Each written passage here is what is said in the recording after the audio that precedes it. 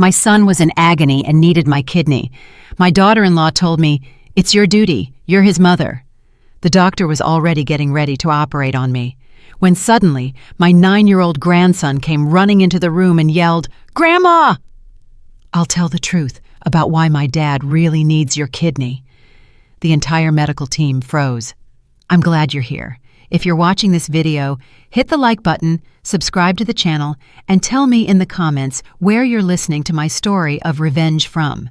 I want to know how far it has traveled. I'm lying on the cold steel of the operating table. The white light of the surgical lamp is blinding my eyes. It's so bright, I want to squeeze them shut with all my might. But I can't. My whole body is stiff. And it's not from the cold. It's from a suffocating feeling, as if fate itself is squeezing my neck. The steady beep, beep of the heart monitor is a constant rhythm, but each beat is like a hammer striking my head.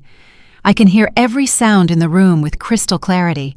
The metallic clinking of instruments as the nurse arranges them, the rustle of paper as Dr. Evans reviews my file, and even the faint whispers from the other side of the glass, where my daughter-in-law, Rebecca, is with her parents. I try to lift my gaze toward the opaque glass. There's Rebecca, her arms crossed over her chest, with a gaze as sharp as a razor blade. She's whispering something to her parents, but her eyes never leave me. It's as if she's giving me an order. Sign it now. Do it. Don't hesitate. I've already signed the consent form to donate my kidney to my son Adam. That paper must be somewhere on the doctor's desk now, my shaky signature and unchangeable commitment. The nurse holds the syringe, and the anesthesia gleams under the light. I close my eyes. I try to take a deep breath, but my chest feels as heavy as lead. I think of Adam, my oldest son, whom I raised and sacrificed my whole life to protect. He's in the room next door, weak, waiting for my kidney to survive. I tell myself this is the right thing to do. As a mother, I have to do it. But why do I feel this emptiness in my soul, this nameless anxiety? Suddenly, a thunderous noise startles me. The operating room door bursts open, and a gust of cold air rushes in, making the instrument tray on the table shake and clink. The entire room seems to hold its breath. I open my eyes, trying to lift my head, even though the straps are holding me tight. My 9-year-old grandson, Mario, rushes in like a small whirlwind. His sneakers are covered in mud, his school uniform is wrinkled, and his little chest is heaving as he gasps for air. Behind him, a terrified nurse is chasing him, shouting, "Child, you can't come in here! My God, stop!" But Mario doesn't stop. He runs straight toward me, his big round eyes filled with fear, but also with determination. "Grandma," he says in a trembling voice, so clear it squeezes my heart. I have to tell everyone why my dad really needs your kidney. The whole room falls silent. The beep-beep of the heart monitor now sounds louder, as if it wants to tear the space apart. A doctor nearby drops a pair of surgical forceps. The sound of metal hitting the marble floor is deafening, a sharp break in the tension. I look at Mario, my little grandson, whom I still carry in my arms and read stories to every night. There he is, gripping an old cell phone, his face pale but his eyes bright. What does he know? Why is he saying this? My heart is racing, as if it wants to jump out of my chest. I want to scream to ask him right there, but my throat is so dry I can't utter a word. Dr. Evans, the head surgeon, frowns. He raises a hand, signaling for the entire team to stop. His voice is deep but sharp. "Whatever you have to say it now." I see his gaze pass over me and land on Mario, as if he too is caught in this strange moment on the other side of the glass. Rebecca bangs on the door, making the glass shudder. "Don't listen to him!" she shouts in a shrill, almost hysterical voice. "He's just a kid, you'll see!" But Rebecca's look is no longer cold. It's trembling with panic, as if a secret is about to be revealed. Mario doesn't look at his mom. He only looks at me. Gripping the cell phone in his small hand so tightly, his knuckles turn white. He takes a deep breath, as if gathering all the courage in his life. I want to sit up, to hug him, to tell him not to be afraid. But I can't move. I can only look. And in my little grandson's eyes, I see a pain, a truth he's trying to bring to light. In that instant, as the whole room holds its breath, memories of the past flood my mind like an avalanche, of those days when I thought my family was a closed circle, full of love and trust. I remember my old house in Chicago, where every corner smelled of disinfectant, a scent I'd become so used to, I didn't even notice it. I'm 67 years old, but sometimes I feel much older, as if time stole my vitality a long time ago. My husband, Joe, has been bedridden for more than 10 years. He sits in his old wheelchair, its wheels squeaking every time I push him into the backyard for some air. He hardly ever talks. Only every now and then does he let out a sigh, his gaze lost in nothingness. Once, I took his hand and asked him, "Joe, are you tired of this life?" He just blinked without responding. I don't know if he understood me or if I was just talking to myself. That house was my whole world, the place where I raised my 2 sons, Adam and Brandon. I did everything to get them ahead. I woke up at dawn to go to the market to sell produce. In the afternoons, I'd sit and sew clothes for the neighbors, and sometimes I'd stay up until midnight to mend torn shirts and deliver them on time. My hands became rough and calloused, my nails always with dirt from digging around in the market, but I never complained. I just wanted Adam and Brandon to have a better life, not to suffer like I did. Adam, my oldest son, was my pride. He was strong, tall, he worked in construction and always came home with a loud laugh. But in recent years, he started to get weak. At first, it was just tiredness. Then, little by little, I saw him pale with sunken eyes. And once, I felt a horrible terror when he told me he was urinating blood. I hugged him and asked, "Adam, what's wrong, son? Tell me." He just shook his head and smiled weakly. "Don't worry, Mom. It's probably just from all the hard work." Rebecca, my daughter-in-law, came into our lives like a strange wind. She was beautiful. She spoke sweetly. And at first, I truly believed she was a blessing for Adam. She took care of him diligently. She brought medicine home, watched his meals, and reminded him to take his pills at the exact time. All the neighbors praised me. "You're so lucky, Mrs. Jones, to have such a good daughter-in-law." And I believed it too. Every time I saw Rebecca give a bowl of soup to Adam, I'd tell myself I was just worrying too much. But sometimes I'd catch her cold, calculating gaze, as if she were hiding something. Once I saw her in the backyard, whispering on the phone late at night, in a low but hurried voice. "Don't worry, everything is going according to the plan." I asked her, "Rebecca, who are you calling so late?" She was startled and laughed nervously. "Just a friend, Mom. Go back to sleep." Brandon, my younger son, was different. He's 26 years old.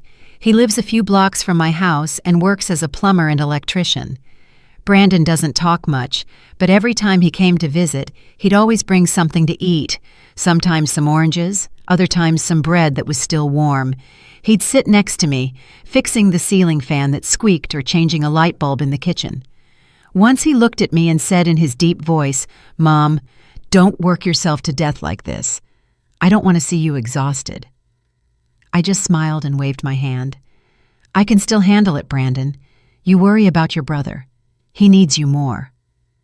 But Brandon just shook his head, his gaze full of concern. Mario, my little grandson, was my only joy in those heavy days. He's 9 years old and often came to my house with his little backpack on his back. Mario liked to sit in the backyard and play with some plastic cars I bought him at a flea market. He'd tell me stories, innocent tales that sometimes left me frozen. Once he looked at me with his round eyes and said, "Grandma, my mom talks on the phone at night. I heard her say something about some medicine, but I didn't understand." I smiled and ruffled his hair. "I'm sure she was just asking the doctor something for your dad. Don't think so much about it, my boy." But inside, a seed of unease was beginning to sprout. And then, one afternoon, everything changed. I was in the kitchen, preparing dinner. The smell of toasted rice was floating in the air when Rebecca came in. She didn't say hello. She didn't smile. She just stood there with her arms crossed. Her voice was sharp, like a knife slicing the air. "Mom, the doctor says only your kidney is compatible. It's your responsibility. You have to save him." I froze. The spoon in my hand dropped into the pan with a dull clang. I looked at her, trying to find a bit of warmth in her eyes, but I only saw a cold determination, almost a demand. "Rebecca, I know, I'll do everything for Adam," I whispered, but my throat felt dry. She nodded as if she had achieved her goal and turned around. Not even 10 minutes passed when Rebecca's parents showed up. They walked into my house as if it were their own. They sat down at the dining room table and said in unison, "That's right. A mother's duty is something you can't run from. This whole family now depends on you." I stood there, still with the spoon in my hand, feeling cornered. Adam, who at that moment was propped up in a chair, so skinny I almost didn't recognize him, took my hand. His hand was freezing. "Mom," he whispered, "I trust you'll save me." I looked into his eyes, those eyes that, as a child, shone with so much life and now only reflected exhaustion and pleading. I nodded without being able to say anything, suddenly feeling like the small room had become suffocating. The smell of medicinal herbs from Joe's pot in the corner made me feel like I couldn't breathe. That night, I took Joe his bowl of soup, just like every day. The squeaking of his wheelchair on the concrete floor was a constant reminder that I was carrying this whole family on my shoulders. I put the bowl in front of him. I looked at him, but he just sighed without saying anything. I wanted to tell him, to ask him if I was doing the right thing, but he was just there, as motionless as a shadow. I went out to the backyard, where Mario was playing with his car. He looked up with his bright eyes, but they were full of doubt. "Grandma," he said, "what if someone gets sick because another person is giving them medicine?" I stopped dead in my tracks. My heart skipped a beat. "Why do you ask that, my boy?" I said, trying to stay calm. But Mario just lowered his head and kept pushing his car without answering. What I didn't know was that at that moment I was on the edge of an abyss, and only a few more steps would make me fall. The days that followed that afternoon when Rebecca came to my house and left me no choice, my life felt crushed by an invisible pressure, heavier than the suffocating summer heat of Chicago. I kept getting up early, going to the market to sell my vegetables and oranges, sitting under the dim light to sew clothes. But my soul was no longer at peace. Every step I took, every stitch I made, carried with it a question. Am I doing the right thing? Do I really have to sacrifice myself like this? But then Adam's pleading gaze, Rebecca's sharp words, and her parents' questioning looks clung to me without giving me a single moment to breathe. The next morning, when the sun was just peeking out, Rebecca was already at my door. I had just finished preparing tea. The scent of spearmint was just beginning to fill the house when she walked in, without knocking, without saying hello. "Mom," she said in a voice as firm as a nail, "the doctor says there isn't much time left. If you keep hesitating, he could be in danger." She put a stack of medical papers on the dining room table, white pages filled with numbers and signatures I didn't quite understand. She pointed to each line as if she were teaching a child. "It says clearly here that you are the only compatible one. No one else can save him." I stood there holding the teapot. The hot water was burning my fingers, but I didn't feel the pain. I only heard the sound of the broom scraping the concrete as I started to sweep the house, a way to escape Rebecca's gaze. "I heard you," I said in a barely audible voice. "I'll do everything for Adam." But inside, a heavy rock was weighing me down, making me want to scream, to run away. I kept sweeping. The sound of the broom was like a sad rhythm, trying to drown out Rebecca's words. But she didn't stop. She just stood there, watching me as if she expected me to agree once more to confirm I wouldn't dare refuse. When she left, I sat in a chair and covered my face with my hands. I thought of Adam, of the days when he was little and would run after me at the market, clinging to my skirt and laughing out loud. "Mom, when I grow up, I'm going to build you a beautiful house." Now he lay there, skinny, pale, a shadow of what he once was. I wondered if I could let him go without doing anything, but every time I thought about donating my kidney, I was filled with fear. A fear not of the surgery, but of the feeling that I was being pushed towards something bigger, darker, that I couldn't see clearly. That night, Rebecca's parents came over. They brought a basket of fruit, some mangoes and some oranges, but they just left it on the table as a mere formality and sat in the two main chairs in the living room as if they owned the house. Her father, Mr. Collins, coughed a couple of times and said in a raspy voice, "In my day, parents would sacrifice everything for their children. My grandmother sold all her land to save her son. Now it's your turn. You have to do the same." Rebecca's mother, Mrs. Peterson, nodded, with a gaze as sharp as a knife. "If you refuse, this family's honor will be in the dirt. What will the neighbors say? They'll say you don't love your son, that you don't deserve to be a mother." I was sitting there, clutching the edge of the table, feeling cornered in a dark corner. I wanted to say something, to ask them why all the burden was on me, but I couldn't open my mouth. I just lowered my head and nodded slightly like an automaton. Dinner that night was as heavy as a funeral. Rebecca, with a fake charm, put a piece of chicken on my plate, but her voice was cold. "Mom, save your strength for the surgery." I looked at the chicken on my plate, but I couldn't swallow. Adam was sitting in front of me, his face gaunt and his eyes sunken. He tried to smile weakly. "Mom, I know you'll save me, just like all the times you saved me when I was a kid." His words were like a stab to my heart. I remembered the days when he had a high fever and I'd stay up all night wiping him down with wet cloths, or the times he fell off his bike and I'd run to bandage his wounds. I was always there. I was always the mother willing to do anything. But this time, why did I feel so afraid? Brandon was sitting in a corner of the table, silent as a shadow. He didn't eat. He just stirred the spoon in his bowl of soup, never taking his eyes off Rebecca. I saw his look filled with suspicion, as if he was trying to see through my daughter-in-law's mask. I wanted to ask him, but I didn't dare. The air in the room was thick. The only sound was the clinking of spoons against plates, like hammers on my conscience. After dinner, Rebecca got up and personally took Adam's plate to the kitchen to wash it, not letting anyone else touch it. She did it quickly, but I noticed her checking the plate very carefully, as if she was afraid someone would see something inside. That night I couldn't sleep. Lying in my old bed, I listened to the tick-tock of the clock on the wall. Every second, a reminder that Adam's time was running out. I got up and walked down the hall to get a glass of water. Then I heard whispers from Adam and Rebecca's room. I stopped, standing in the dark, holding my breath. Rebecca's voice was low but clear. "Yes. After the transplant, we'll have all the data. Don't worry, she won't dare refuse." I stood there, my heart pounding. My hands were trembling so much I had to lean on the wall so I wouldn't fall. Data! What were they talking about? I wanted to knock on the door, confront her, but right at that moment Rebecca opened it. She was startled to see me, and then smiled falsely. "Still up, Mom? I was just calling to ask about his medicine."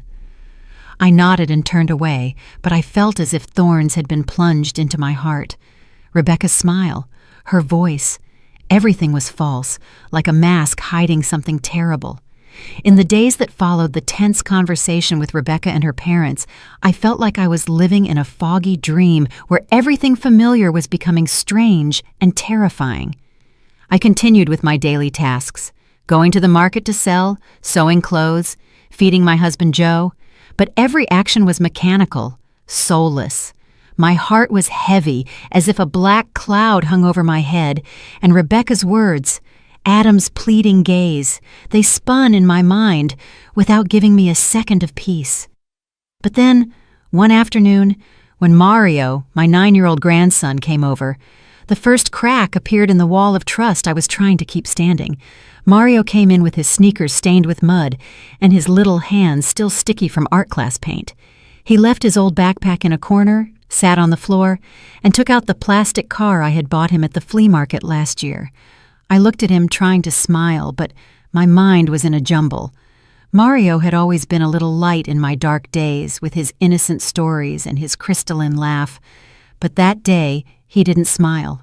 He pushed the car back and forth on the floor with a lost look, and suddenly he lifted his head and stared at me.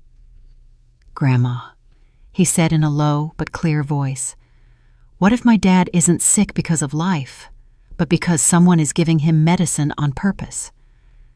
I was startled as if I had been slapped.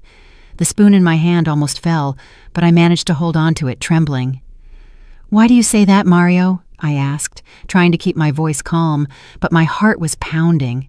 I looked into his eyes, so clear but full of a worry that seemed too big for his age. Mario didn't answer right away. He lowered his head and kept playing with his car, but I saw him clench his hand as if he were holding something back. I wanted to hug him, to ask him more, but I only managed a nervous laugh. "You're thinking too much, my boy. Your dad is sick and the doctors are curing him." But my smile was forced, and Mario didn't return it. He just looked at me. He got up silently, took his backpack, and ran back to his house. Mario's question was like a stone thrown into a calm lake in my heart, creating ripples of doubt. I stayed there, in my small kitchen, looking at the vegetables on the table but unable to concentrate. I thought of Adam, of the bottles of pills Rebecca always brought, of how she controlled everything related to my son. I told myself I was probably imagining things. Rebecca was Adam's wife. She loved him. She wouldn't hurt him. But deep in my heart, I knew something wasn't right. That afternoon, Brandon came with his toolbox, saying he was going to fix the kitchen light that had been flickering the night before. I watched him climb the ladder, twist and tighten things, and the light from the new bulb lit up the whole kitchen. But then, as he came down with the old light bulb in his hand, Brandon looked at me with an unusual seriousness. "Mom," he said in a low voice, almost a whisper, "my sister-in-law is acting very strange. I saw some unlabeled pill bottles in my brother's medicine cabinet, and she hides them very well." I was startled, and the plate I was washing in the sink fell, splashing water on my blouse. "What are you saying?" I asked, my voice choked. Brandon got off the ladder and stood in front of me, his eyes filled with concern. "Mom, I'm afraid what's wrong with my brother isn't a normal illness. I'm afraid someone—" He didn't finish the sentence, but his look said it all. I stood there, my hands wet, feeling as if the floor was sinking beneath my feet. I wanted to scream, to tell Brandon he was overthinking things, that Rebecca couldn't do something so terrible. But I couldn't speak. I just kept looking at Brandon, and in my head, Mario's question echoed again. What if my dad is sick because someone is giving him medicine? I tried to discard that idea, but it clung to me like a shadow I couldn't escape. The next afternoon, I took Soup to Adam at the hospital. The white room and the pungent smell of disinfectant made me feel like I couldn't breathe. Adam was lying down, skinny, with IVs in both arms, but he still tried to smile when he saw me. "Mom, you're here already," he said in a weak voice. I put the bowl on the nightstand, and when I was about to give him the first spoonful, I saw Rebecca next to the bed holding a glass of water. She discreetly dropped a strange-colored pill into the glass. A movement so fast that if I hadn't been watching carefully, I wouldn't have noticed. When I came in, she was startled and spilled a little water on the floor. "What pill is that, Rebecca?" I asked, trying to sound calm. She smiled, but her smile was forced. "It's a supplement for his kidney. The doctor prescribed it." I nodded, but a chill ran down my spine. I couldn't stay calm. After Adam finished eating, I looked for the on-call doctor, a middle-aged man with thick glasses. "Doctor," I asked in a trembling voice, "did you prescribe any new kidney supplements for Adam?" He was surprised and checked the file. "No, we haven't prescribed anything new. The current medication is sufficient." His answer left me frozen. I stood in the hospital hallway listening to the announcements over the loudspeaker, but my mind was blank. Rebecca had lied. What was that pill? Why did she have to hide it? At sunset, Mario came to my house again. This time he didn't play with his car. He sat in a chair and took an old cell phone with a broken screen from his backpack. "Grandma," he said in a low but firm voice, "I want you to listen to this." He typed something and handed me the phone. A recording played. It was Rebecca's voice, whispering but clear. "After the transplant, the test results will be perfect. Don't worry. She won't dare refuse." I dropped the phone. My hands were shaking uncontrollably. I looked at Mario, my little grandson, and saw that his eyes were red, as if he was just as scared as I was. "I found it on my mom's old phone," he said in a choked voice. "I don't know what it is, but I thought you should know." I hugged Mario, trying to hold back the tears. "You're so brave, my boy," I whispered. But inside, everything was falling apart. Test results. What was Rebecca talking about? I thought of Adam, of the unlabeled bottles, of Brandon's suspicious look, of the strange-colored pill in the glass of water. They were loose pieces of a puzzle, but little by little they were fitting together, forming a picture I didn't dare look at directly. That night, I didn't sleep. I sat in my silent house, listening to the tick-tock of the clock. Every second, a reminder that Adam's time was running out. One morning I went to the hospital carrying an old plastic container with hot food. The smell of rice and stewed meat escaped from the edges. Adam's room was white, cold, and the smell of disinfectant was so strong I had a hard time breathing. I had gotten used to that environment, but that day I felt it pressing on my chest. Adam was lying there with sunken eyes and a pale face, but he still tried to smile when he saw me.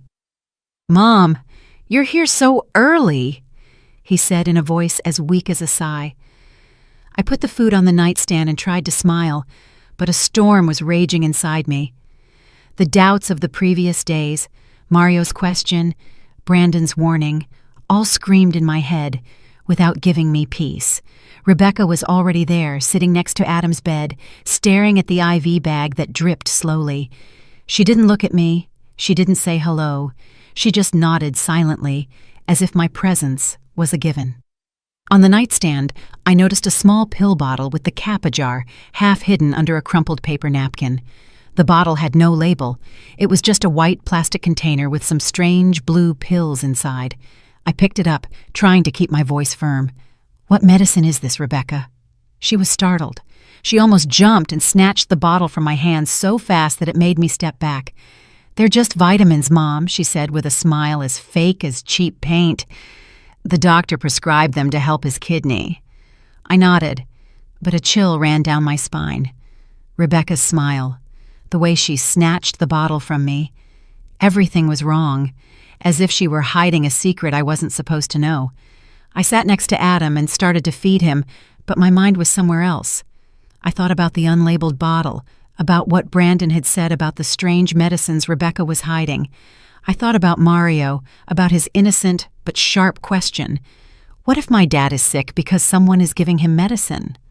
I wanted to ask Rebecca right there. I wanted to scream and demand the truth, but I was afraid that if I opened my mouth, everything would fall apart and I'd lose Adam forever. I looked at my son as he struggled to swallow each bite and told myself, "Mary, you have to calm down. You have to find out what's going on first." At noon, Brandon came to the hospital. He walked in with his hands still stained with grease from work and his old shirt worn out at the shoulders. He didn't say anything. He just sat silently in a corner, watching Rebecca, who was in the hallway talking to a nurse. When she left, Brandon came up to me and took a small plastic bag from his backpack. "Mom, I want you to see this," he whispered in a voice as tense as a guitar string.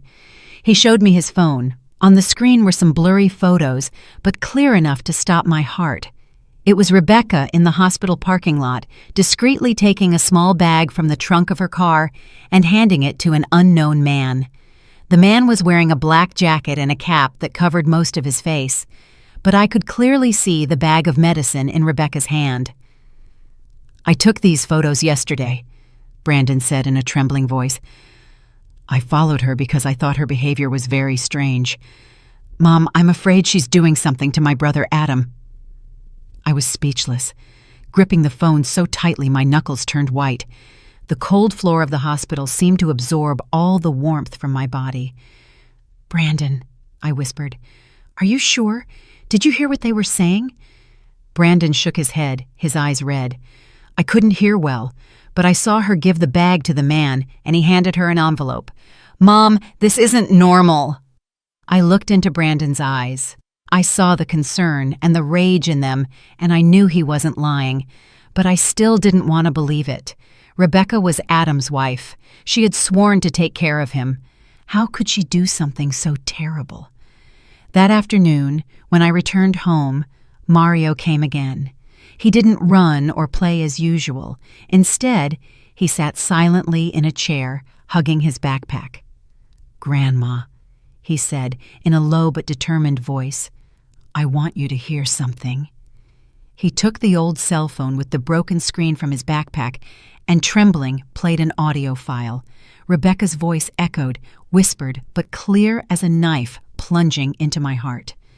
"After the transplant, the data will be complete. Don't worry, that old woman won't dare refuse. This result is worth 100 times more." I became rigid. I dropped the phone on the table, my hands shaking uncontrollably. I looked at Mario, my little grandson, and saw his eyes were red, his lips pressed together as if he was holding back tears. "I found it on my mom's old phone," he said in a choked voice. "I don't know what it is, but I thought you should know." I hugged Mario, feeling as if the whole world was collapsing at my feet. "You're so brave, Mario," I whispered, but my voice broke and tears rolled down my cheeks. I thought of Adam, of the unlabeled bottles, of Brandon's photos, of Mario's recording. They were loose pieces, but they were fitting together, painting a dark picture I didn't dare confront. What was Rebecca doing? What data? What results? And why did she say, "That old woman won't dare refuse"? I felt betrayed, not just by Rebecca, but by my own faith in family, in love. That night I didn't sleep. I sat in my silent house, listening to the sirens of an ambulance in the street, the red and blue lights flashing through the window like cuts in my soul.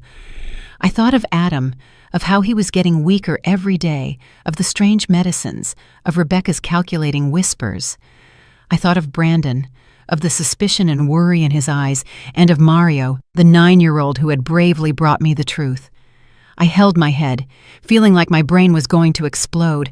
I wanted to run to the hospital, confront Rebecca, scream and demand an explanation, but I was afraid that the truth was even more horrible than I imagined, afraid I wouldn't have the strength to bear it. I got up, went out to the backyard, and looked at the pale moonlight. I thought of Joe, my silent husband, who could only sit and watch everything. I wanted to tell him, to ask him what I should do, but I knew he wouldn't answer me. I was alone with the pieces of a truth that were slowly revealing themselves. The next morning, I woke up with the feeling that the whole world was weighing on my chest. The birds chirping in the backyard, a sound that normally brought me calm, now felt like knives stabbing my mind. I knew today was the day the hospital would make the final decision about Adam's kidney transplant.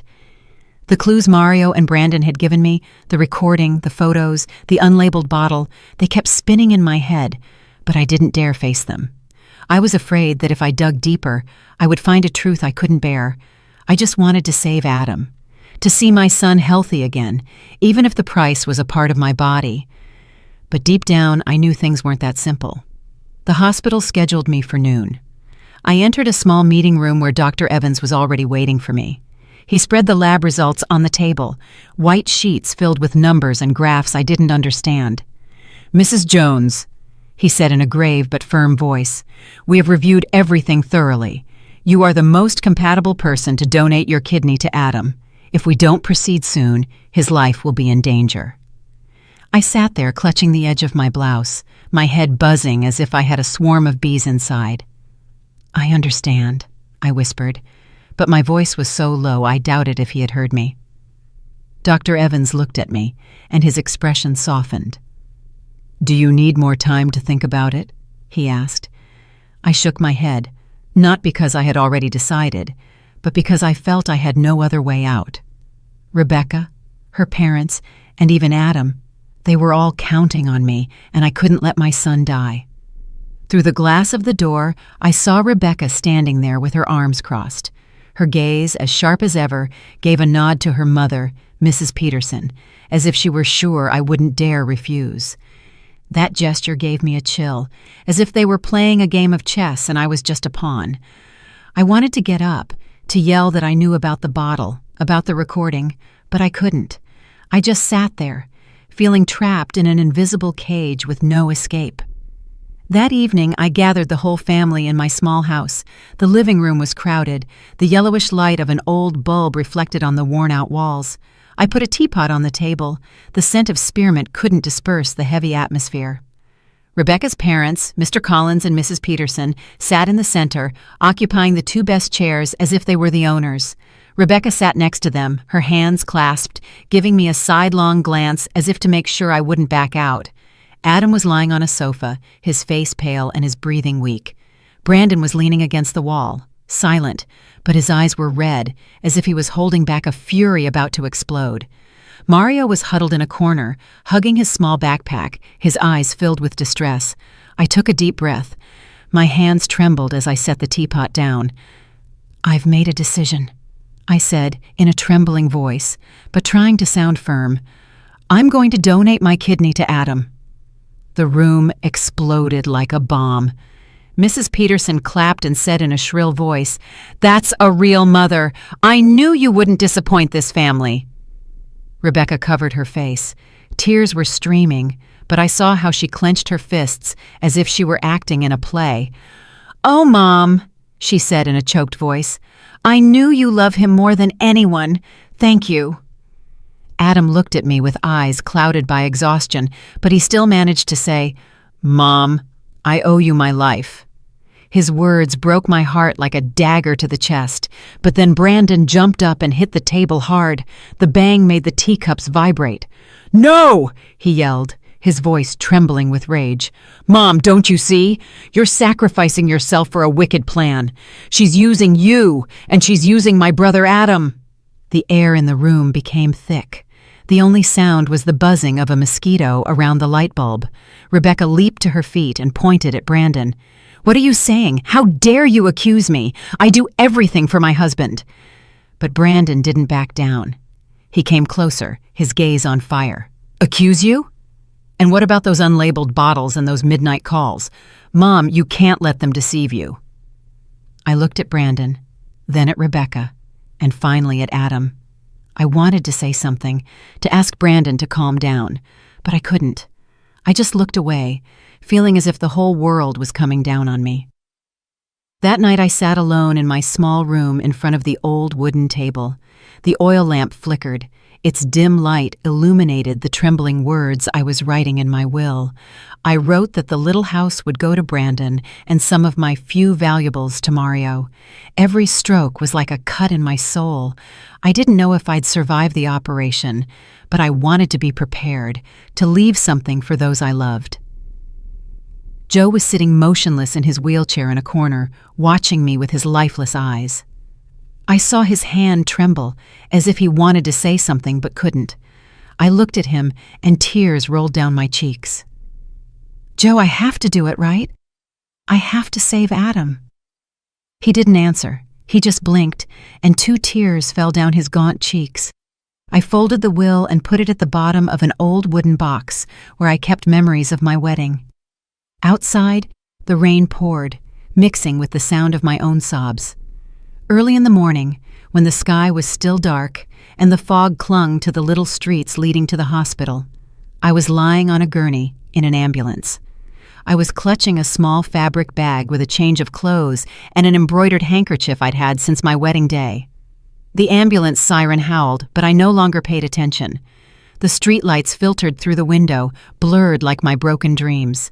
I closed my eyes and tried to breathe, but my chest felt heavy. Today was the day I would donate my kidney to Adam, my son. I had already decided. I had written my will.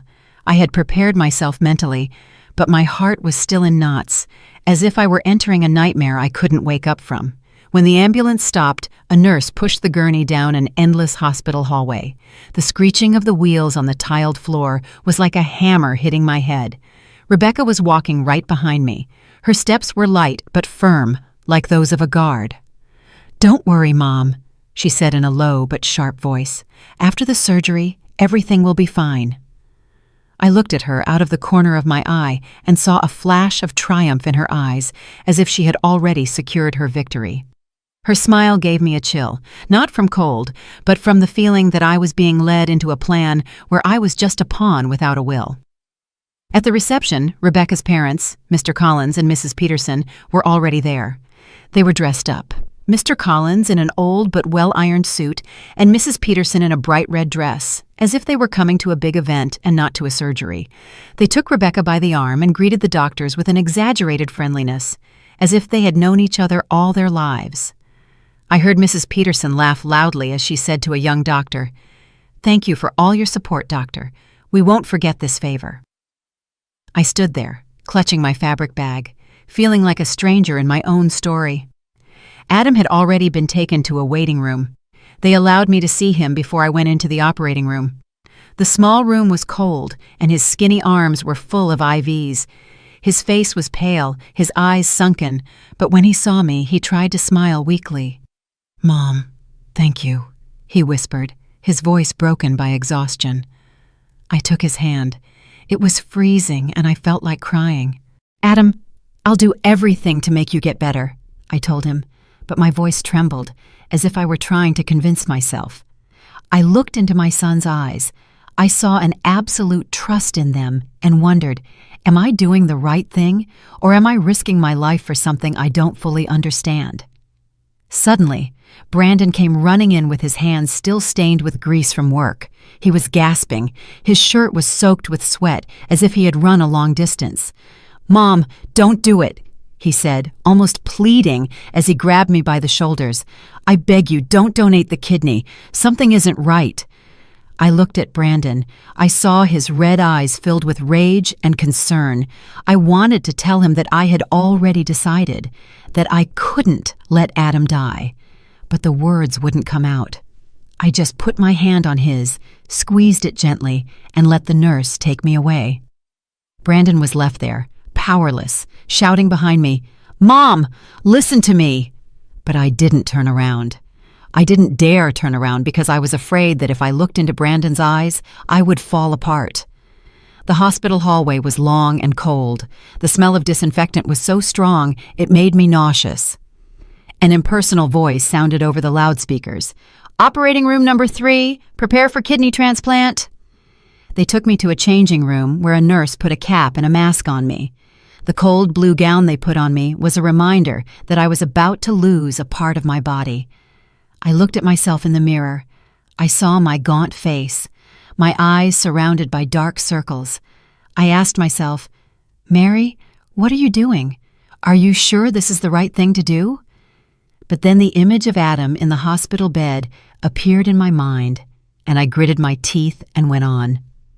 As I walked down the hallway, I saw Rebecca and Mrs. Peterson standing by a glass window, talking to an unknown man. He was wearing a black jacket and a cap that covered his face, identical to the man in the photo Brandon had shown me. I saw Rebecca hand him an envelope, and he quickly put it in his jacket pocket. My heart started to beat hard. A cold sweat ran down the back of my neck. What were they doing? What was in that envelope? I wanted to stop, to scream and demand an answer, but the nurse took my arm and led me into the operating room. Inside the operating room, the white light shone directly into my eyes, so bright I had to squint. Dr. Evans was there, his face serious but calm. "Everything is ready, Mrs. Jones," he said in a grave voice.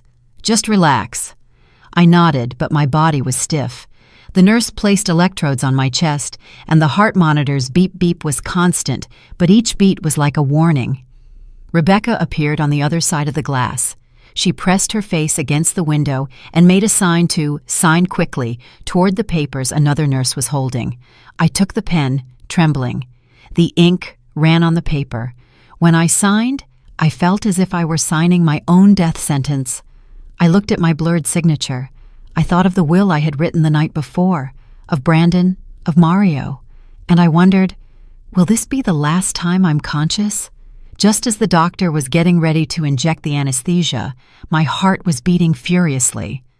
A cold sweat was soaking my back. I closed my eyes.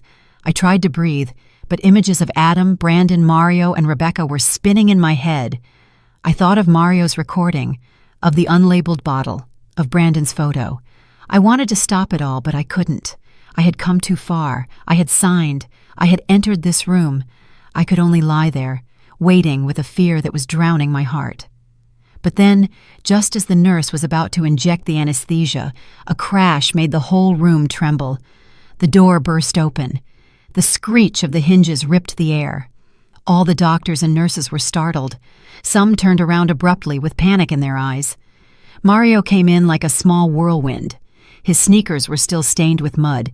His school uniform was wrinkled, and his little chest was heaving as he gasped. He was tightly holding his old cell phone with the broken screen as if it were the most valuable thing in the world. A nurse ran after him, shouting desperately, "Child, you can't come in here! My God, stop!" But Mario didn't stop. He ran straight toward me, his big round eyes filled with fear, but burning with a determination I had never seen in a child. "Grandma," he said in a trembling voice, but so clear it froze everyone in the room. "I have to tell everyone why my dad really needs your kidney." His words were like a bomb that exploded in my head. I held my breath. My heart seemed to stop. The operating room fell into an absolute silence, broken only by the beep-beep of the heart monitor, which now sounded louder, as if it wanted to shatter the stillness. A nearby doctor dropped a pair of surgical forceps. The metallic sound against the marble floor was deafening, a sharp cut in the tense air. Dr. Evans, the head surgeon, raised a hand, signaling for the entire team to stop. He frowned, but his voice was calm and firm. "Let the boy speak. Whatever you have to say it now." I looked at Mario. I saw his little hand gripping the cell phone, his face pale, but his eyes bright, as if he were carrying the weight of the world on his shoulders. "Get out!" Through the glass, Rebecca banged on the door furiously, making the glass resound. "Don't listen to him!" she shouted in a shrill, almost hysterical voice. "He's just a kid, you'll see!" But Rebecca's gaze was no longer icy cold. It was trembling with panic, as if the secret she had tried so hard to hide was about to come to light. Mario didn't look at his mom. He came up to me, and with trembling hands, he pressed play on the cell phone. A recording played. It was Rebecca's voice, whispered but clear as a knife plunging into my heart. "After the transplant, the test results will be perfect. Don't worry, that old woman won't dare refuse." The entire room seemed to explode in silence. I felt my blood turn to ice, the air get stuck in my throat. Dr. Evans turned abruptly to look at me, his eyes wide with amazement. "Stop!" he ordered in a voice as sharp as a scalpel. "Stop all preparations right now." A nurse quickly withdrew the syringe. The others stood motionless, not daring to move. Rebecca, on the other side of the glass, let out a scream and hit the door. "It's not true! She made it all up! This child is being manipulated!" But her voice broke, as if even she didn't believe her own words. I looked at Mario and saw him burst into tears, but he was still clinging to the cell phone as if it were the last piece of evidence to save me.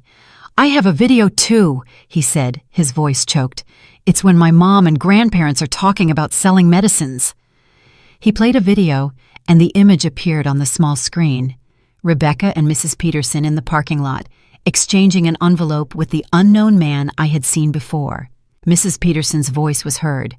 "After this operation, we'll have enough data to sell the medicine abroad. This money will change everything."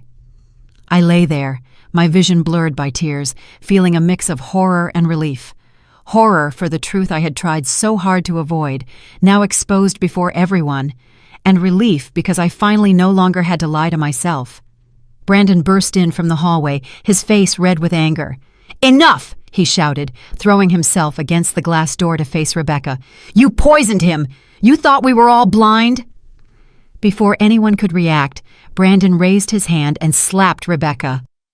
The dry sound echoed down the hallway, making Mrs. Peterson scream. "How dare you hit my daughter!" But Brandon didn't stop. He pointed at Rebecca, his voice trembling with rage. "What medicines have you been giving him? What did you do to my brother Adam?" Rebecca put a hand to her cheek. Tears were streaming down her face, but in her eyes I saw no regret, only the panic of someone who has been discovered. "You're crazy!" she yelled, turning to Dr. Evans. "Don't listen to them! They're slandering me!" But Dr. Evans didn't answer. He turned pale and addressed a nurse. "This is no longer a surgery. It's a crime scene. Call the police now." A nurse ran out while the others stood there, looking at each other in confusion. I lay there, feeling the world crumble.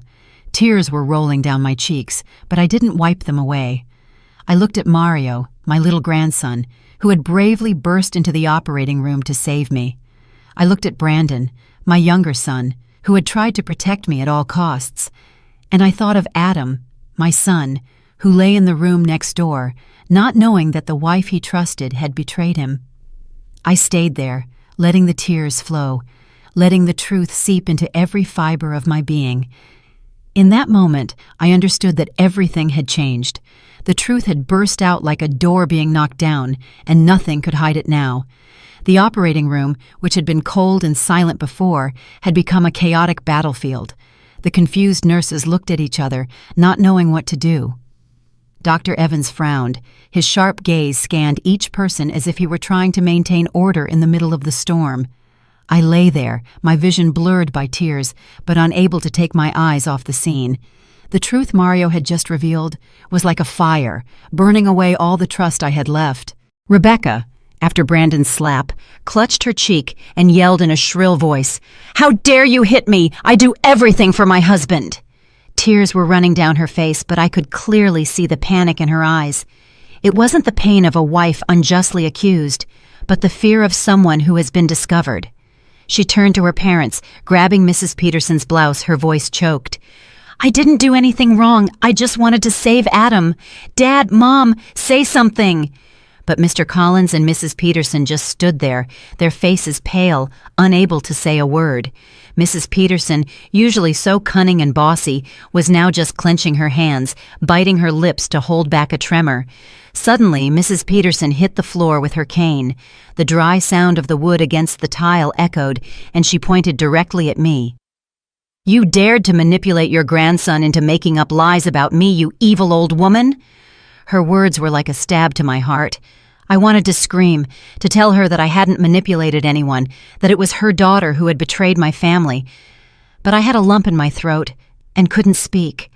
I just stood there, looking at her, feeling cornered in a dark place where all my years of sacrifice were being trampled. Mr. Collins, Rebecca's father, whispered discreetly to a doctor he knew who was nearby, in a low but hurried voice, "Please, continue with the surgery. We'll take care of everything. We just need this to be over."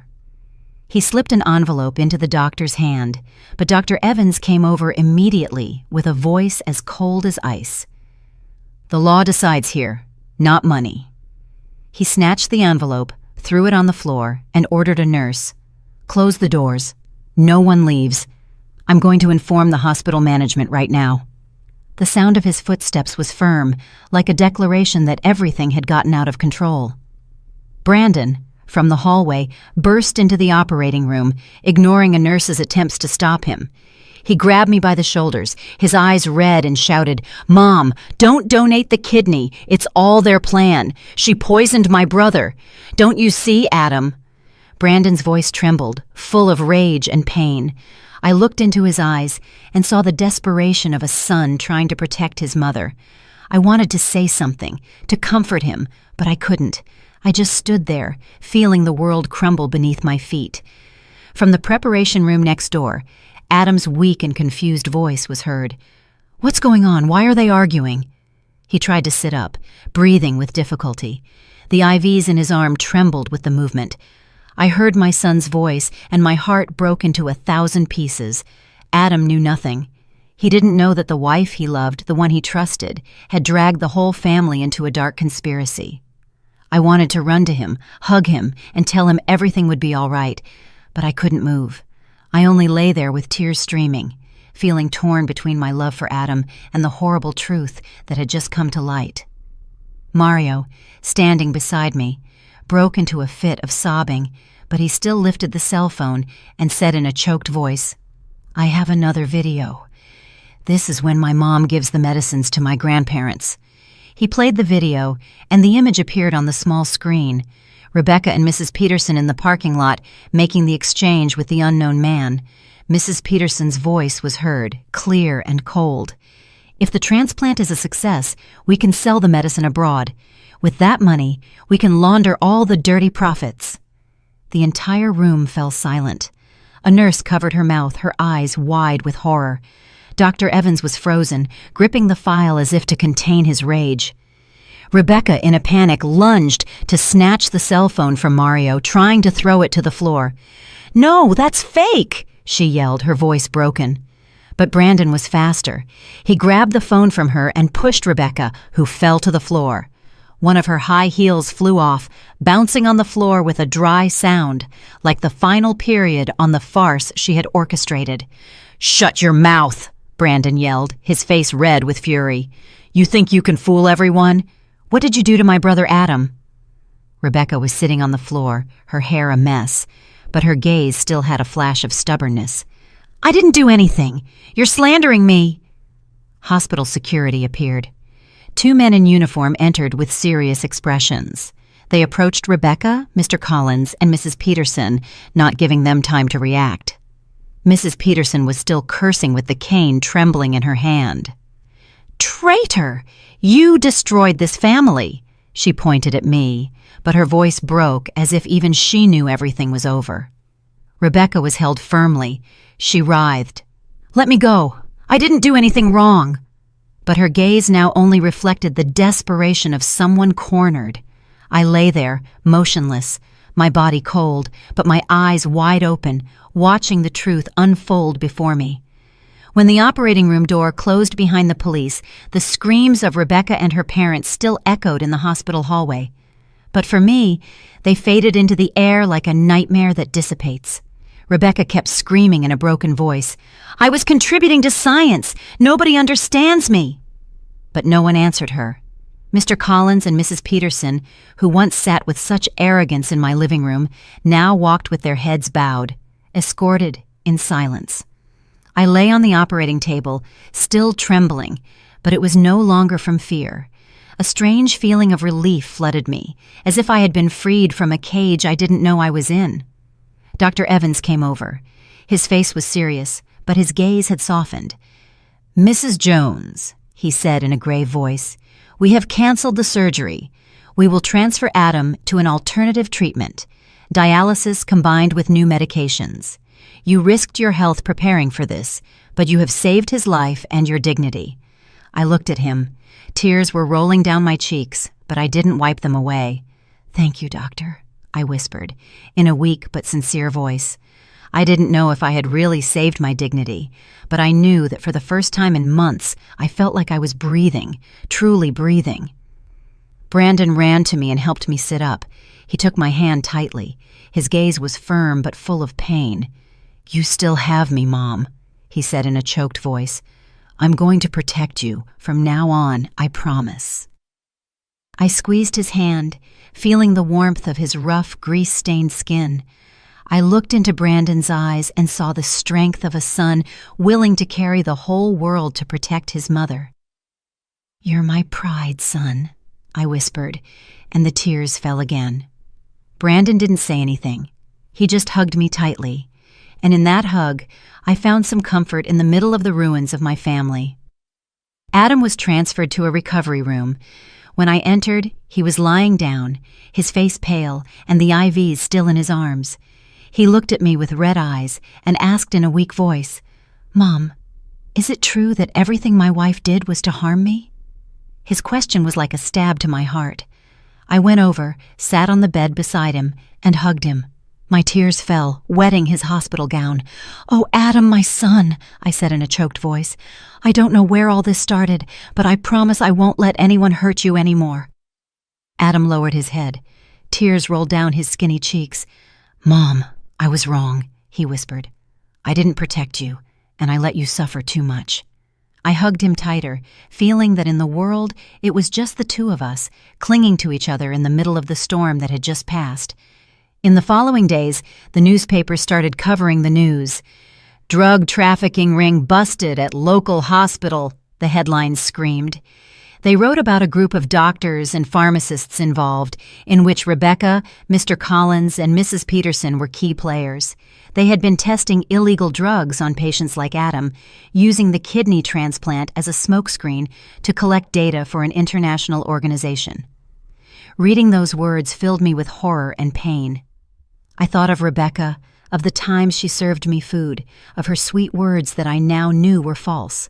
I thought of Adam, of the months he suffered without knowing that his own wife was putting him in danger. Adam began his dialysis and medication treatment. His health improved slowly, but steadily. One afternoon he took my hand, lowered his head, and said in a choked voice, "Mom, I was blind. I trusted Rebecca and almost let you lose everything." I stroked his head like I used to when he was a child and told him, "Son, what's important is that you're still here. That's all I need." But in my heart, a scar had formed, not just from Rebecca's betrayal, but because I had let myself be led to the brink between life and death without asking questions.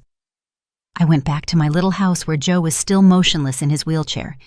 I sat beside him and told him everything, from Mario's recording to the scene of Rebecca being handcuffed.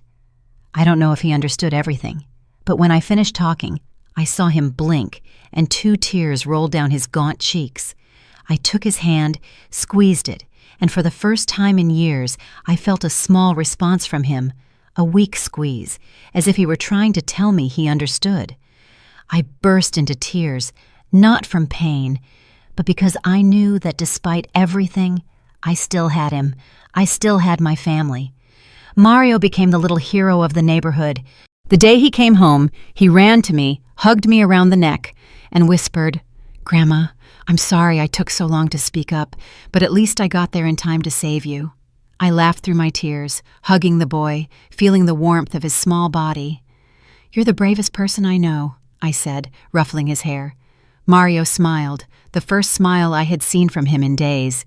I looked into his eyes and saw that his innocence was still there, although it was stained by what he had had to witness. I promised myself I would protect Mario, give him a childhood that no one could steal from him. The last night, I sat in my small room under the flickering light of the oil lamp. I opened my old diary and wrote the last lines. Blood doesn't always make you family. Sometimes it's the truth that shows you who really deserves to be called that. I lost a lot, but I found myself.